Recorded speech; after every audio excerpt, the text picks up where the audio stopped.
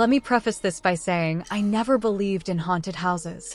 I always thought stories like that were just people exaggerating or worse, making things up for attention. But what happened to me and my best friend Aaron last year on Miller's Road completely changed how I see things.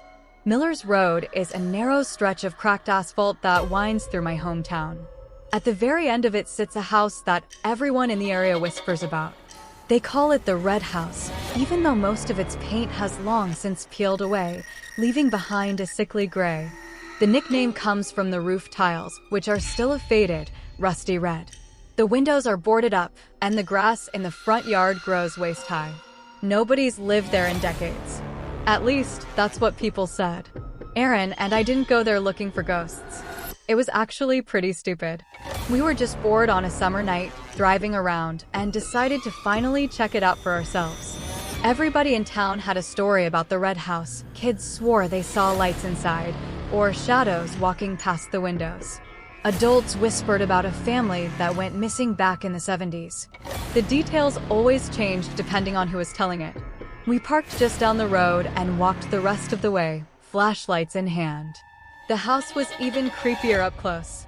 The boards on the windows were weathered, but some had been pried loose, like somebody had been inside recently. The front door hung slightly open, though it looked heavy, like it should have been locked tight.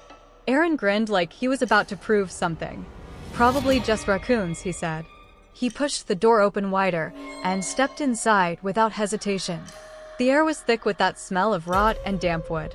My light cut across the living room, and the first thing I noticed was that all the furniture was still there. Dusty couches, a coffee table, even old family portraits on the wall. Everything was coated in grime, but it didn't look abandoned in the way I expected. It looked like a place where people had just stopped living one day. Aaron whispered, "Creepy, right?"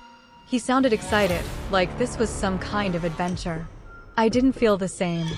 I felt heavy, like the house itself was pushing me back toward the door.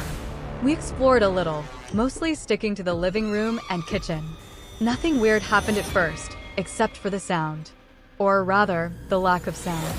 Outside, the cicadas had been screaming, the way they always do in summer, but inside, it was completely silent. No bugs, no creaking floorboards, no distant cars from the road. Just stillness. That's when we heard the first knock. It came from upstairs. Not a random creak or the house settling, no. This was deliberate.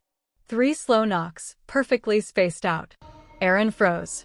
His grin vanished, but after a second, he tried to laugh it off. "Old pipes," he said, even though we both knew it wasn't pipes. I whispered, "Let's go." But he shook his head and started toward the stairs. I didn't want to follow, but I wasn't about to stay downstairs alone. The staircase groaned under our weight, the first real sound we'd heard inside.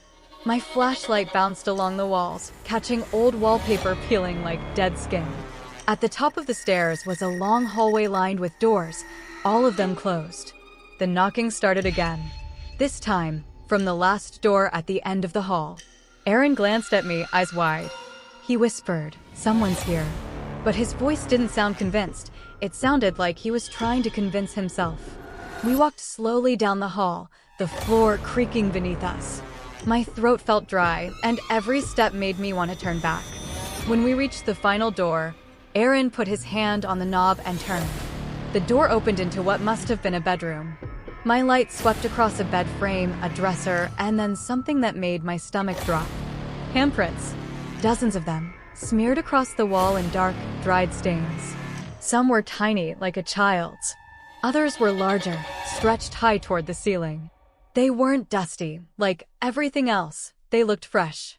Before I could even process it, the door slammed shut behind us.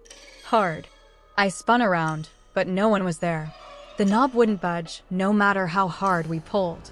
Aaron cursed under his breath, slamming his shoulder into the wood, but it didn't move. That's when the whispering started. At first, I thought it was Aaron.